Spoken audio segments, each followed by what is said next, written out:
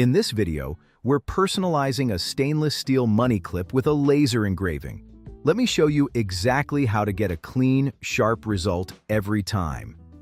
First, head to Toolset in the main menu and search for Crop.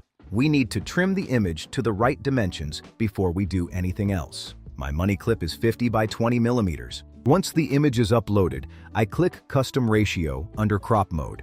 To make positioning easier later, I set the ratio to 55 by 22 millimeters. That gives me a small overlap on all sides. I apply the changes and download the result.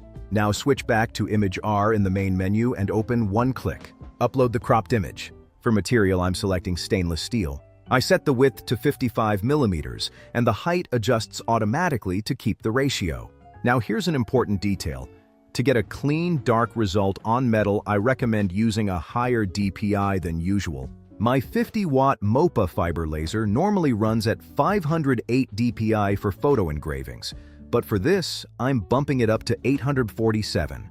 Now let imag-r process the image automatically. And here's our finished result. Since I'm using LightBurn, I click on LightBurn and set the laser type to fiber. To get a clean black, I'm running 300 millimeters per second. Since the image is already dithered, minimum power can be left empty.